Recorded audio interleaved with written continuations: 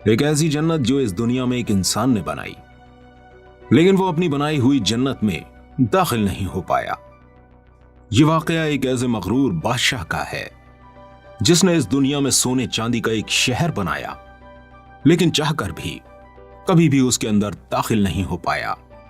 आइए जानते हैं आखिर क्या हुआ था उसके साथ। आप देख रहे हैं आदिल वॉइस पर क़ससुल अंबिया। इस दुनिया में बहुत सी ताकतवर और जोरावर कौमें आई हैं जो अपनी सरकशी और मगरूरियत की वजह से इस दुनिया से मिटा दी गईं। ऐसी ही एक कौम थी जिसको कौम आद के नाम से जाना जाता है। कौम आद बहुत ताकतवर और अजीम कौम गुजरी है। उनकी तरफ अल्लाह पाक ने अपने प्यारे नबी हजरत हूद अलैहिस्सलाम को भेजा था, लेकिन कौम आद ने उनका इनकार किया और उस कौम पर अल्लाह का दर्दनाक अजाब नाजिल हो गया। कौम आद इरम नाम की एक बस्ती में रहने वाले थे, इसलिए उन्हें आद इरम भी कहा जाता था। ये इलाका उर्दन के पास नबा में आबाद था। ये लोग बहुत ही लंबे और मजबूत हुआ करते थे। इन लोगों ने अपनी ताकत और कुव्वत के बल से पूरे यमन पर कब्जा हासिल कर लिया। इन लोगों पर कई बादशाहों ने हुकूमत की, मगर दो बादशाह ऐसे आए जिनकी हुकूमत बहुत बड़ी और जाहू जलाल वाली थी। इनमें से एक का नाम शदीद और दूसरे का नाम शद्दाद था। ये एक दूसरे के भाई थे और इन लोगों ने अपने जमाने में बेशुमार लश्कर और खजाने जमा किए थे। ये दोनों भाई इरम बिन साम बिन नूह की औलाद में से थे। इनकी हुकूमत ओमान, यमन, उर्दन और शुमाली अरब के इलाकों पर थी। जब शदीद की मौत हो गई तो पूरी हुकूमत शद्दाद को मिल गई। उसने तमाम कबाइली सरदार और बादशाहों को अपना मुती और फरमाबरदार बना लिया और इस तरह पूरा जुनूबी अरब इसकी हुकूमत में शामिल हो गया। यहां तक कि उसने अपनी हुकूमत को उरूज तक पहुंचा दिया। इस हुकूमत ने उसे इतना मुतकब्बिर और मगरूर बना दिया कि उसने खुदाई तक का दावा कर डाला। उस जमाने के उलेमा और पैगंबरों के पैरोकारों ने उसे समझाया और खुदा के अजाब से उसे बहुत डराया, मगर वो कहने लगा, मेरे पास जब दौलत व हुकूमत सब कुछ है, अब खुदा की इबादत की क्या जरूरत है, और अब मैं किसी की इबादत विबादत नहीं करूंगा। उस सरकश बादशाह शद्दाद ने हजरत हूद अलैहिस्सलाम से जन्नत के बारे में सुन रखा था कि जन्नत कैसी होगी और उसकी नेमतें और खूबसूरती का क्या आलम होगा। इसलिए उसने जमीन पर जन्नत बनाने का इरादा किया। वो कहता था, मुझे उस जन्नत की जरूरत नहीं है जो खुदा ने बनाई है। ऐसी जन्नत तो मैं खुद दुनिया में ही बनाऊंगा। लिहाजा उसने 100 लोगों को जमा किया और हर एक को 1000 आदमियों पर मुकर्रर किया और पूरी दुनिया के माहिरीन को अदन आने की दावत दी। उसने अपने भांजे ज़हाक को, जो ईरान का बादशाह था, कहलवाया कि जितना सोना चांदी तुम्हारे पास जमा है फौरन मेरे पास भेज दो। ज़हाक ने ऐसा ही किया। उसने तमाम हुक्मरानों और सरदारों को यह हुक्म दिया कि सोने चांदी की कानों से ईंटें बनवा कर भेजें और कोहे अदन में एक शहर जो कि 10 कोस चौड़ा और 10 कोस लंबा हो बनाने का हुक्म दिया। इसकी बुनियाद इतनी गहरी खुदवाई गई कि जमीन से पानी निकल आया। फिर उन बुनियादों को संगे सुलेमानी से भरवा दिया गया। जब बुनियादें भरकर जमीन के बराबर हो गईं, तो उस पर सोने चांदी की ईंटों की दीवार चुनी गई।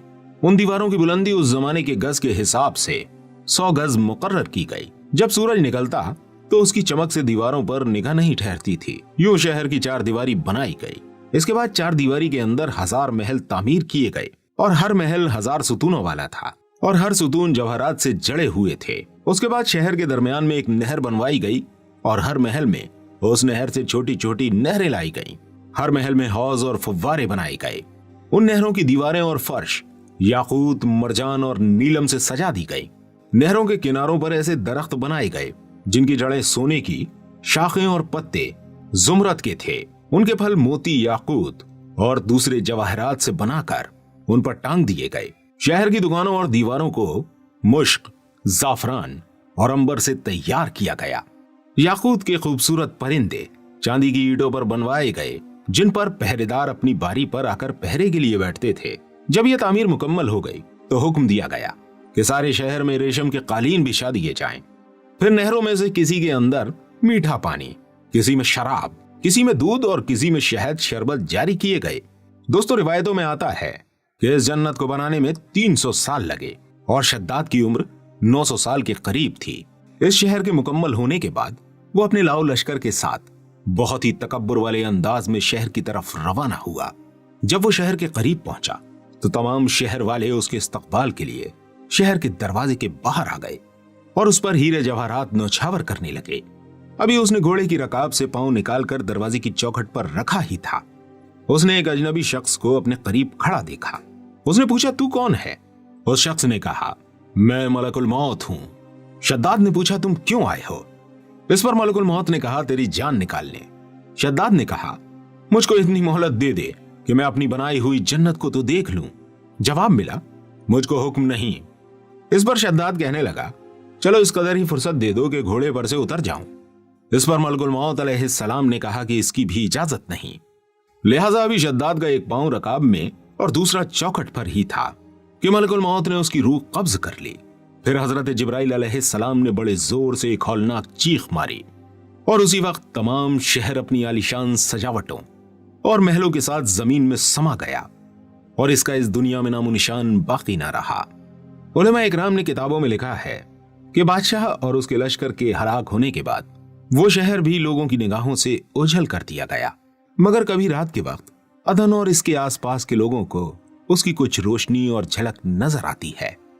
दोस्तों, इंसान इस दुनिया में हमेशा रहना चाहता है, वो नहीं चाहता कि वो इस दुनिया से कभी जाए। इसीलिए वो अपने ऐशो आराम के लिए तमाम चीजें बनाता है। वो चाहता है कि इसे जन्नत का मजा इसी दुनिया में मिल जाए, मगर ऐसा तो इस दुनिया में मुमकिन नहीं। जो इस दुनिया में आया है उसे एक ना एक दिन इस दुनिया से जरूर जाना है। इसलिए हम सबको चाहिए कि इन वाकयात से सबक हासिल करते हुए अपनी आने वाली जिंदगी के लिए अल्लाह पाक से खूब दुआएं करें और अल्लाह पाक हम सबको तकब्बुर से बचाए। उम्मीद करते हैं वीडियो आपको पसंद आई होगी। वीडियो अगर आपको पसंद आ गई हो तो अपने दोस्तों के साथ शेयर जरूर कीजिएगा। मिलते हैं आपसे अगली वीडियो के साथ, तब तक अपनी खास दुआओं में मुझे जरूर याद रखिएगा। अस्सलामु अलैकुम व रहमतुल्लाहि व बरकातुहू।